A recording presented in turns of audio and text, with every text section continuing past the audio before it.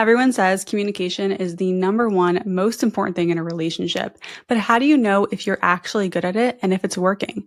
In this episode, we're deep diving into lessons I've learned in my relationship experience, and I'm going to give you an inside look at what communication advice has been the most impactful and how to do it in your relationships. Welcome back to Dating Intentionally. I'm Talia. I'm sharing no-nonsense advice for navigating dating and relationships with confidence and ease, whether you've been dating for a while or you're just getting started.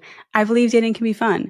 And today we're going to get into a topic that I've been wanting to do an episode on for a while, which is healthy communication. It's not the sexiest dating and relationship topic to get into, but I think we have all heard by now that communication is really important in a successful relationship. So let's get into it. You're going to hear about the conversations I've been having with my husband, Johnny, and how our communication has been put to the test lately. I'm going to share communication advice that I think has been the most helpful so far because there's a lot of it out there and it's hard to know what to actually focus on. And at the end, I'm answering your questions and, of course, a dating dilemma about dating app frustration. And real quick, I love hearing from you, so you can comment on these episodes. If you're listening on Spotify or watching on YouTube, hello.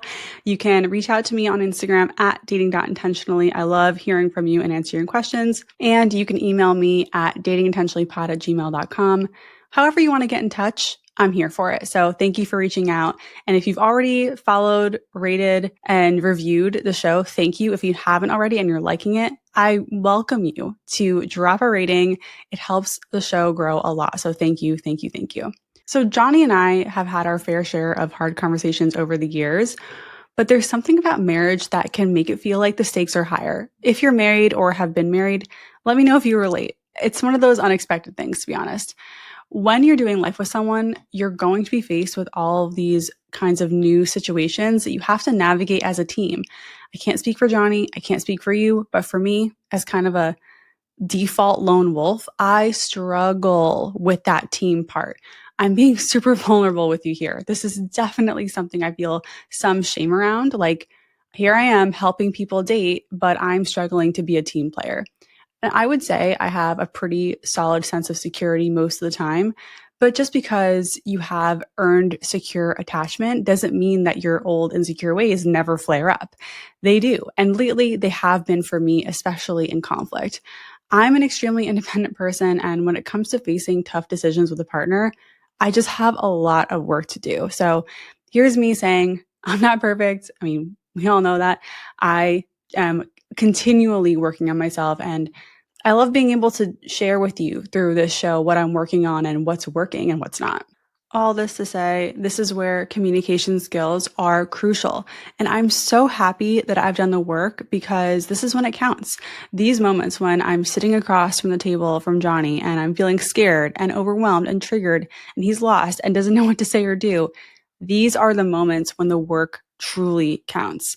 So over the years, I've worked with several therapists. I've read dozens of relationship books at this point, and I've been engaging deeply with this work in all my relationships, not just my romantic one. So I have thought about this stuff a lot. I've put a lot into practice, and I want to share the 5 most helpful approaches and tidbits about communication that I've learned over the years with you that are actually making a positive impact on how Johnny and I communicate. And again, this bleeds into other relationships as well. Let's get started.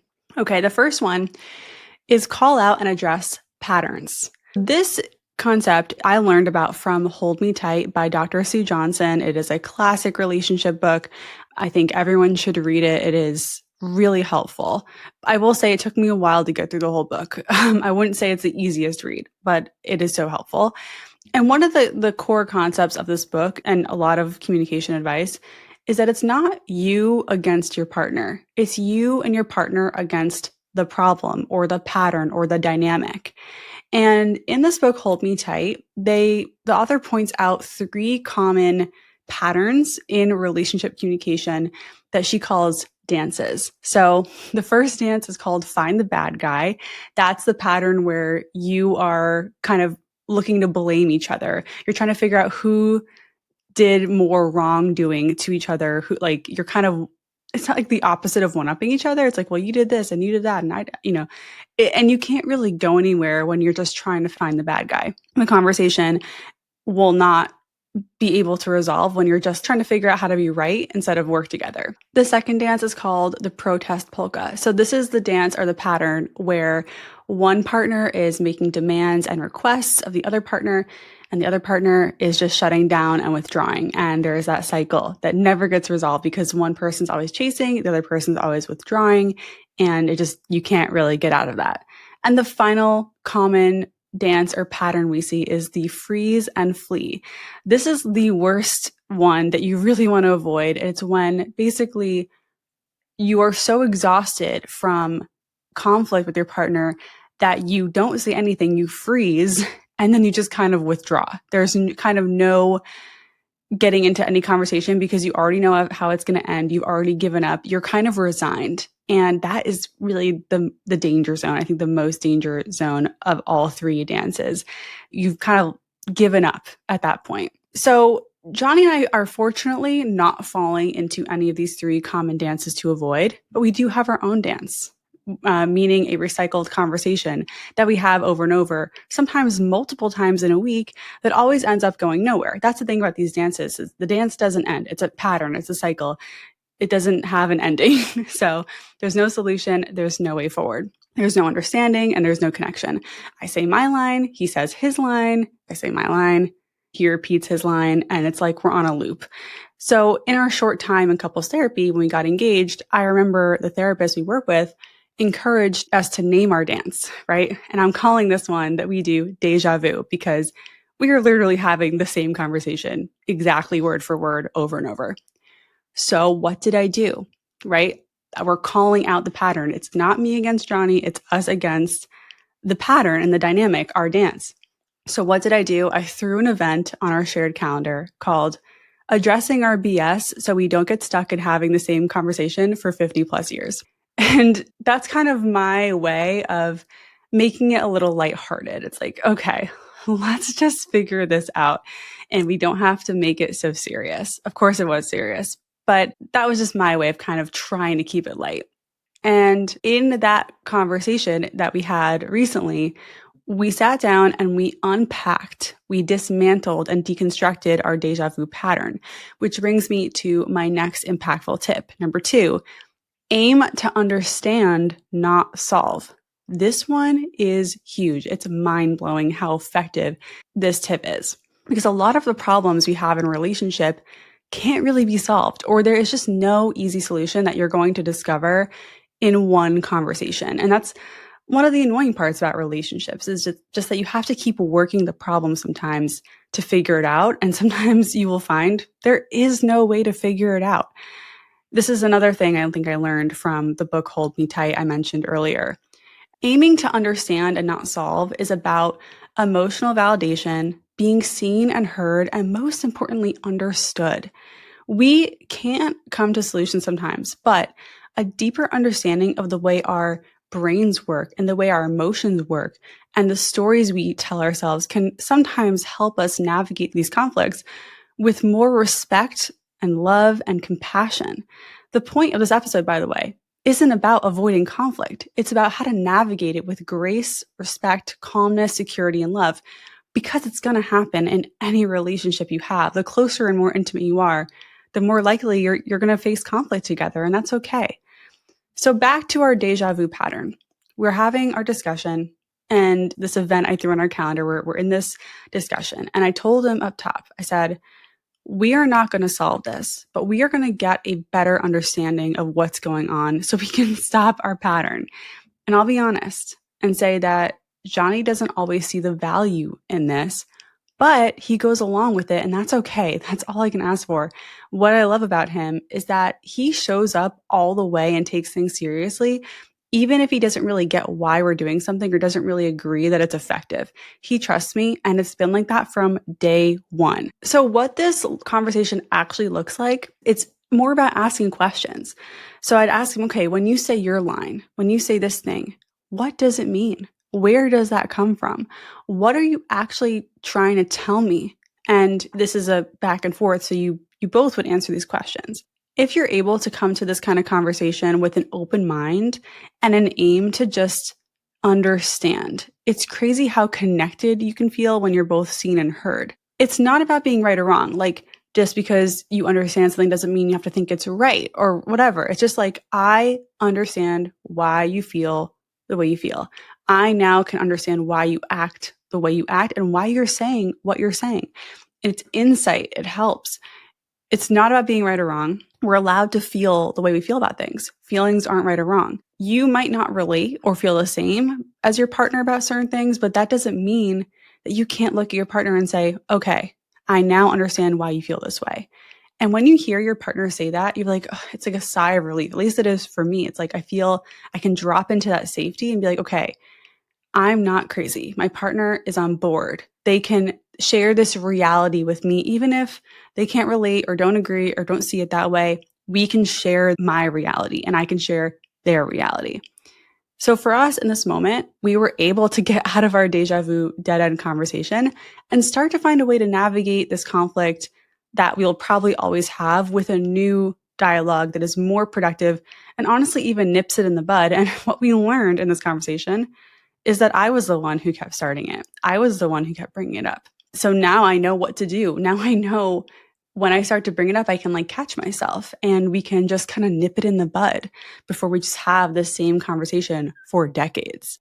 Okay, let's talk about the third tip. This one is obvious but effective, and that is breathe and pause and be calm. So this tip, again, it's obvious, but slowing down really helps you not escalate things to yelling and saying things that are disrespectful, things you don't mean, getting caught up in your high emotions. Because when you're in a conflict with someone, you don't need to respond right away. You can focus on just listening instead of thinking about what you're going to say next or trying to defend yourself. When Johnny and I had our deja vu talk, I was crying. I had to take breaks. I had to get tissues. I had to hug him. I had to breathe and pause when I could feel myself starting to raise my voice level. And I had to pause to think about what I was going to say to make sure that I wasn't accusing him of anything or attacking or blaming or anything like that. Because here's the thing. In a conflict with your partner, you might not be able to agree or find that compromise or whatever it is you're looking for, but you can be kind and you can be respectful. And it's hard to do that when emotions are running high. So that breathing, calming, slowing down can help you do the most important thing, which is treat your partner with respect. When Johnny and I have these conversations, we keep our voices level. He has never raised his voice at me. Like, he definitely has his signs of frustration, but like, he is calm and level. And I'm trying to mirror that because I appreciate that. We never put each other down or call each other names. I'm not going to say we're perfect. Sometimes we can say passive aggressive things to each other in these moments, but we always apologize and we will get to that.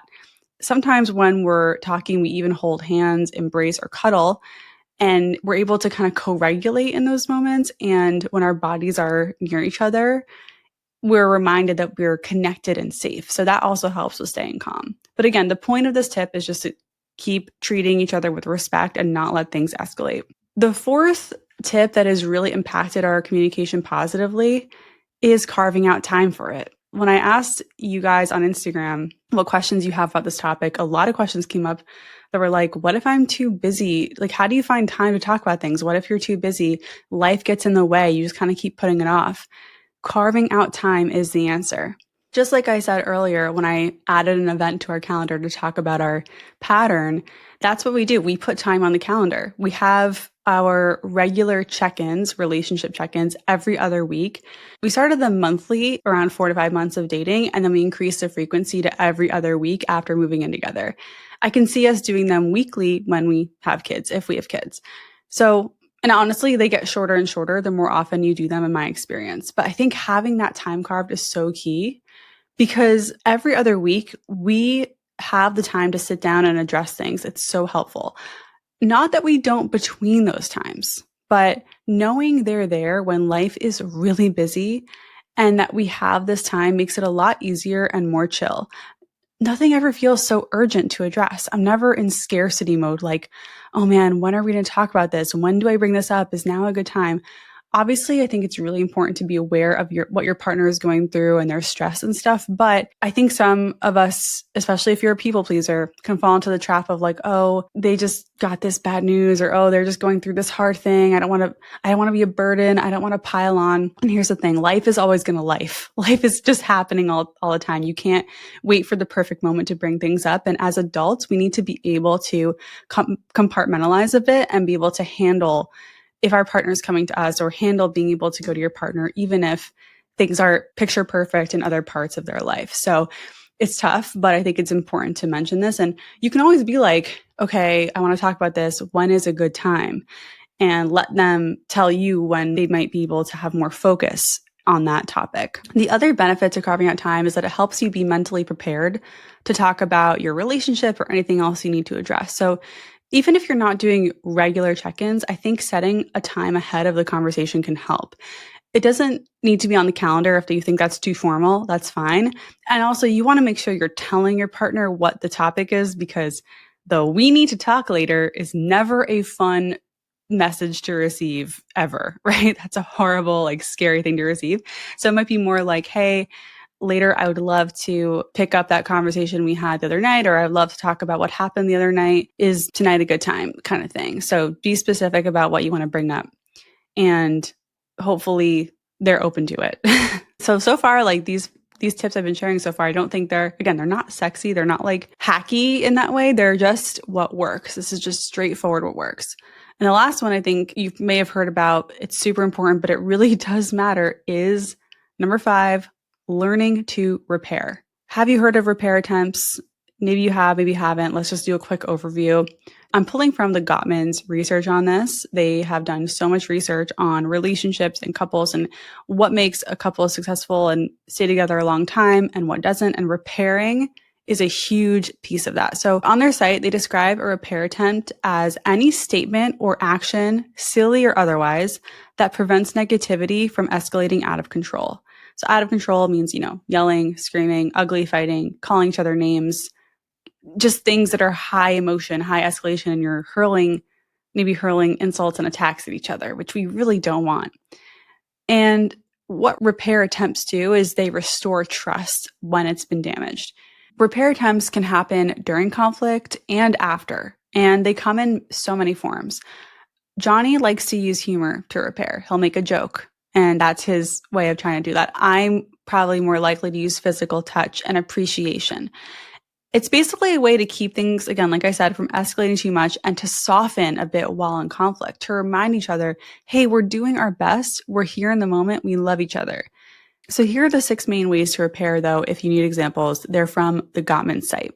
Number 1 is I feel statements, like I feel this, I'm feeling whatever. And that's kind of when you're in the middle of a conflict, shifting back into that I feel mode softens things. You're being vulnerable. You're opening up. You're like, I'm feeling sad. I'm feeling hurt. I'm feeling confused. And it kind of reminds the other person that you're in it, you have feelings, and you can soften a bit. I think this is really effective. This one's super important. The second one is apologies. So saying I'm sorry, right? That is another way to soften and take accountability and to show your partner that you're listening and you're there with them and you're aware of what's going on.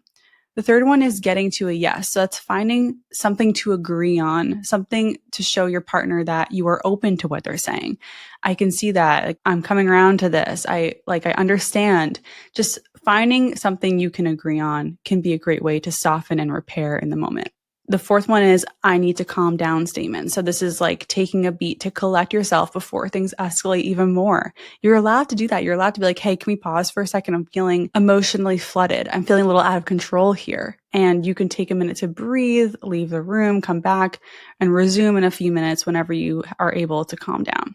Number 5 is let's take a break. So it's kind of just like, hey, let's put a pin in this and come back to it tomorrow or this weekend or whatever. That's another way to be like, hey, I love you. I don't want to take this any further because I don't like where it's going. Let's just take a break. But the key is you actually have to come back to it. This isn't a way to sweep it under the rug. You actually have to pick it up again. And the last one, number 6, is appreciation. So that's going to be like, I appreciate the way you're listening to me. Just anything positive you can say just to remind them, like, you're not the bad guy. I don't think you're wrong. Like, I don't think you're a bad person. You're not failing me. So it kind of reminds them that you appreciate them, even if you're in conflict, even if you're trying to address issues. Repairs, of course, don't have to fall under these, but this is just a good place to start. And I think after hearing these, you can see how they'd be helpful to use during conflict to diffuse tension and de-escalate. Something that's really important that the Gottmans say about repairs is that it really can be anything.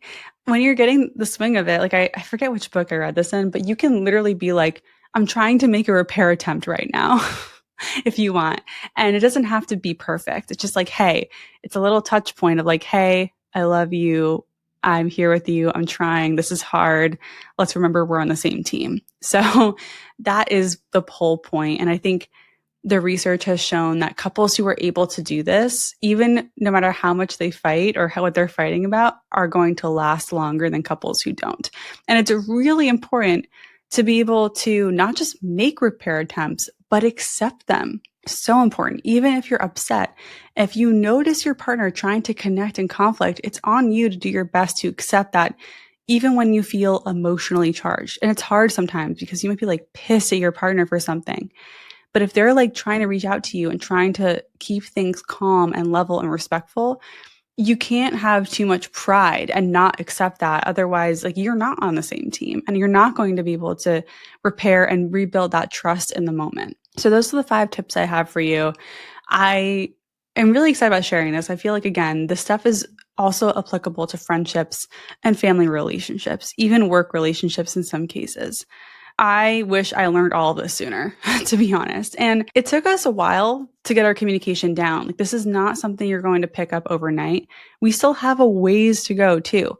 But something that we had to work through that I know a lot of couples do is talking in a way that doesn't make one or both people feel attacked. And there was a stage of our relationship where Johnny did feel attacked when I brought things up, no matter how gentle and careful I was to do things like saying, I feel statements and making sure to share the things he got right and everything I could think of to make it not an attack.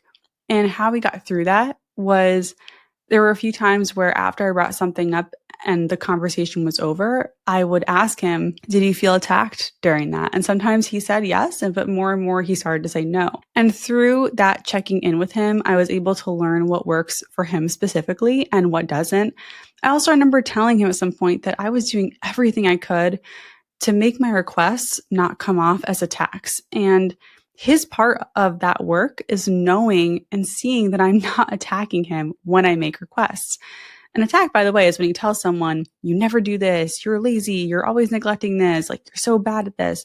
You're putting them down and attacking their character. That's absolutely not what we want to do. So examples of like these requests could be, when I don't hear from you for over a day, I feel worried about our relationship. Or like lately, I've been feeling like I've taken on a lot more around the house and it makes me feel a little resentful and I don't want to feel that way. Or I feel like we haven't had a lot of time to connect lately and I want to change that. And I feel like we haven't had a lot of time to connect lately and I want to change that. Can we talk about ways we can connect more in the coming weeks? See, those are like, I feel this is what's happening and here's what I want to change. And the change is positive. It's like you have to remember when you're making a request, the end result, why you're making that request is usually because you love them. You want to connect with them more. You want to see them more. You want to feel love. Like, all those things are things that both of you hopefully are on board with, but you might not agree on how to get there. And that's where all of this stuff comes into play. I want to wrap this up with a little bit of just advice on communication. And that is, don't expect change right away. Like, this stuff is messy. It's hard. It's not linear. It takes practice. It's slow. But like, I will say, being kind of not on the other side, but I guess in the middle of it all, you will see progress if you practice. And I attribute that progress a lot to our regular check-ins because we are making time to communicate consistently every other week for the past few years. And I'm starting now to finally see the results of that. It's so satisfying. Don't expect perfection. Even if you read all the books and listen to this podcast and know all the things, you're still going to say stuff that you're going to hear it and you're like, I should not have said that way. I could have delivered that better. I could have been more soft. I could have been that wasn't it. And it's okay. You can be like, hey, I want to do over on that. Another piece of advice is to understand your triggers. something that you learn as you do this work is like your feelings have little to do with the specific person in front of you and more to do with the wounds that you're carrying around and that person triggering them. So it's really on you to manage your triggers, but it's also okay for your partner to be aware of them. But I think understanding your triggers is really, really important to get there. And finally, what I want to leave you with is aim to hear each other, not to be right or wrong. You and your partner are different. You have different ways of thinking about things. You have different backgrounds, different traumas, different everything. And different isn't right or wrong. It's just different. And I think the more you can understand how each other's brains and hearts work, the stronger you can be as a couple. So to recap, what is good communication in a relationship? To me, it's respectful, it's honest, it's curious, it's validating, it's compassionate and empathetic. And the main process is to first validate, then understand, then solve. Validate the emotions, understand the mess, what's happening, what's getting lost in translation. Then you can come to a solution. Finally, good communication involves knowing how to regulate your own emotions. It's damn near impossible to have a productive conversation if you're not able to calm yourself down and bring yourself back to a place where you can actually hear the other person. So important. Okay, I want to get into some questions. So these are questions from Instagram. By the way, you can drop a comment if you're listening on Spotify. If you are watching on YouTube, you can also shoot me a DM on Instagram at dating.intentionally. I love hearing from you. Okay, my partner shuts down when something is addressed. How should I approach? I relate to this. My ex was the king of shutting down, and there were times where we were in conflict and he would shut down. And I remember sitting there waiting for him to respond. I would get bored. It'd be like 20 minutes would go by or something. That's what it felt like. And I'd be like, am I just supposed to sit here and wait? I wish in that moment someone had told me, if someone's shutting down, you say, hey, I notice we've kind of come to a standstill here. Why don't we put this off until the weekend or tomorrow and we can come back to it? But I just want to recognize like, this is hard and we can take a break here. Like that's what I wish I had said in those moments. So I didn't have to just sit there waiting for a reply that was never going to come. So I think if your partner is prone to shutting down, it's okay to give them space to process. I think it's important to set a time to pick it back up so that it doesn't just get swept under the rug or kicked down the road.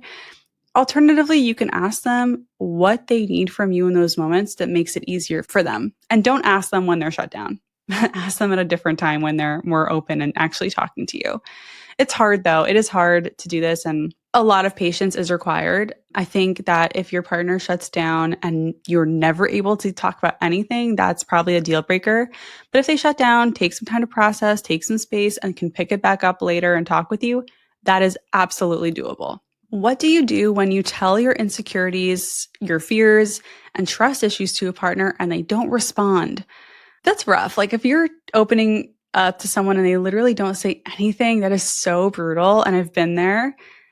I think the main thing is you can tell them you feel hurt when they don't respond. And then at a later time, you can ask them like, what is going through your mind when I'm sharing this? Like aim to understand how their brain works and how they're processing things because they probably just don't know what to say, especially guys. Like I feel like some men just don't know how to console, how to like, be like, hey, come here, let me give you a hug or whatever it is. I think it's also, you might have to say exactly what you need. Like when I'm being vulnerable with you, here is what I hope that you can respond with. You don't have to feed them a line, but you can be like, I'm looking for validation. I'm looking for warmth. I'm looking for whatever, like reassurance and see if they can do that next time. I think it's okay. Like there is a little bit of an education piece here sometimes.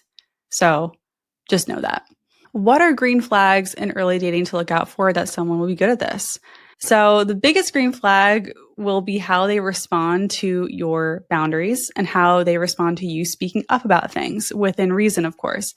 If you're setting boundaries, if you're speaking up for yourself, if you're holding to your standards, chances are you're going to be saying something eventually that's hard to say. Like, I'm actually not ready for that. I'd actually prefer to not go to your house this early, whatever it is. Like, if you're communicating your actual needs and wants in the moment, you're going to learn how they respond to that. And that's how you're going to see if they can be open, understanding, compassionate, curious, all those things. So it really starts with you and how you are showing up so that you give them the chance to respond to something, if that makes sense. You can also straight up ask them how they handle conflict and what they're working on, if anything, when it comes to conflict. So those are my two approaches to finding these green flags. Someone asked, how do you keep calm when triggered? So I don't. I like I said earlier, I cry in tears, but I am able to let the tears come, grab a tissue, wait it out, and then talk. And it does slow things down. It is frustrating. I wish I didn't have to pause to let the tears come, but they do. And I allow them to come and just let that emotional energy flow through me instead of trying to like resist or avoid it. It's like, okay. And obviously, I feel safe crying in front of my husband. You know, he grabs my hand, he'll rub my shoulder, he'll like let it happen, he'll give me a tissue. You know, it's like he's not scared off by that at all. But I think other tips here are the obvious, like the breathing. You can say, hey, I need a moment. And you can go to another room and you can breathe and pace. I like pacing, you know, walking, movement, stretching, something, whatever that is. You can hug yourself, like wrapping. I find that really grounding, like wrapping my arms around myself, like I got me, I'm good. So those are the kinds of things you can do as well. But I think don't worry too much about staying calm. You can also just tell your partner, I'm feeling triggered right now. I need a moment. And that's okay. Hopefully they respond positively to that. Is there such a thing as too much communication? Yes, absolutely. In your relationship, I think you want to aim for that 80-20 balance of 80% of the time you are not talking about your feelings and the relationship and checking in and reassurance and all the things. 80% of the time you are having fun, talking about your other parts of your life, doing things together that are going to build memories and, you know, strengthen your bond.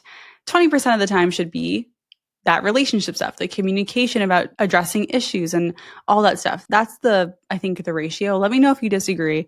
But I think if you're constantly addressing and tweaking and fixing and bringing things up, it's exhausting. And there's no room in the Gottman's term for your love bank to become full again. You know, they have this concept called the love bank, or like the emotional, like the positive emotional reserves, if you will, of your relationship that takes time to build up. That's built through appreciation, through positive experiences, through affection, all those things. So if you're never building up your love reserves and you're always working on the relationship, it's going to burn out really quick. So yes, and let me know if you agree or disagree. Love to hear in the comments. What are ways to start that won't scare them or cause them to get defensive? This is tough. You can't control how they're going to react, but of course you can influence and impact that. So I would say my favorite is, I have something that I want to share with you that's been on my mind. Is now a good time? There's something that's been on my mind that, you know, just that kind of gentle start is a good way to go. Like that has worked for me. And it gives someone the chance to be like, I'm not in the right headspace for that right now. Can we talk a different time? Or the chance to say, yeah, that now is good. Let's get into it. So I think that's my favorite way to do it. Again, I think when you start these conversations, it's super important you can shit sandwich them. You can say something positive. You can say the meat of what you're trying to say, and then you can end with something positive to kind of soften it a bit. I think it's important to acknowledge what they have been doing that is working for you when you're bringing something up. So that's my advice. It's tough. It takes practice. And if you notice they're getting defensive right off the bat, what I usually do in that situation is not say anything for a minute and just kind of like let whatever they're saying hang in the air and see if they correct themselves or maybe come back with something a little softer, so it doesn't turn into a fight, because there's really no other way to respond to defensiveness than arguing with them. So another option is to be like, hey, you know what? Why don't we talk about this when you're maybe if now isn't a great time? I want to have an open conversation about this. Like, let me know if you can be in that headspace and see what happens. Thank you for all your questions. We're going to wrap it up with a dating dilemma. By the way, you can submit your dating dilemma in the show notes. There's a submission link for you.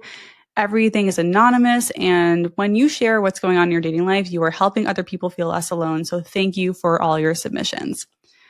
Hey, Talia. First, I want to thank you for having these submissions available for us. I, 27 female, recently joined Hinge after taking a break from it following my last breakup. For context, my last breakup happened because we weren't compatible in terms of lifestyles, interests, long-term plans, and goals. I took a break from the apps to focus on figuring out what I needed and wanted in a relationship, and not just what sounded good on paper or made me feel safe. However, I noticed being on Hinge again that it seems a lot of men have incomplete profiles. I feel when I was back on the apps in 2024, this wasn't as common, but I'm noticing the majority of the guys have missing items from their profiles, such as politics, relationship type, job, education, even their drinking, smoking, and weed habits. I acknowledge that not everyone can afford secondary education after high school and that the job market is super tough right now, but it would at least be nice to have some details.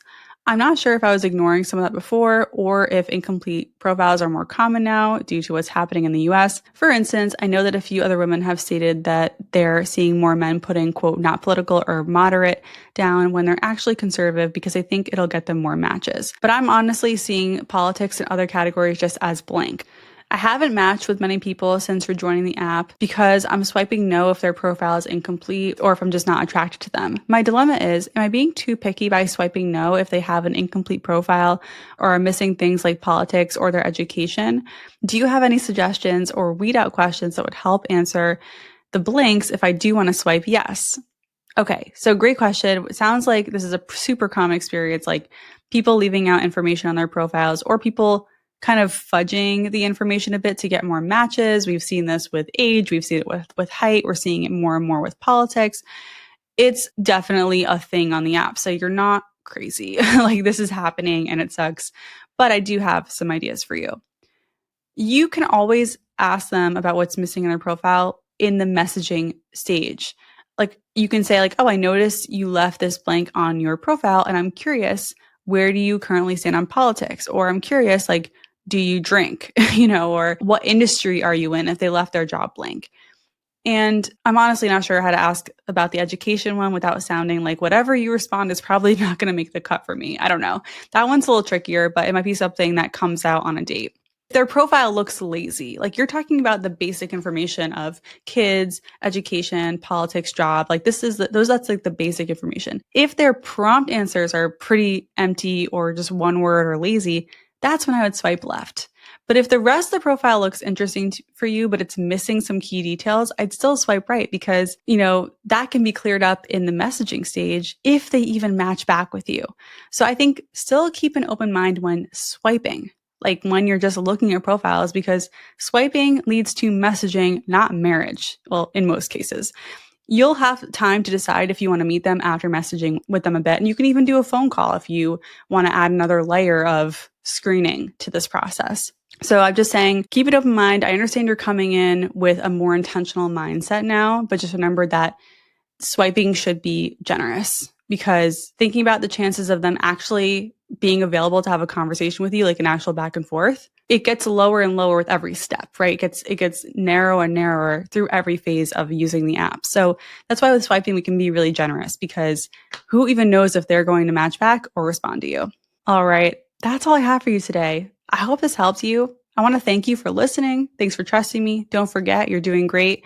If you know someone who is navigating dating and could use a confidence boost or fresh perspective, share this episode with them. And if this podcast has helped you, a 5-star review on Apple or Spotify goes a long way. Once again, I'm Talia. This is Dating Intentionally, and I'll see you next time.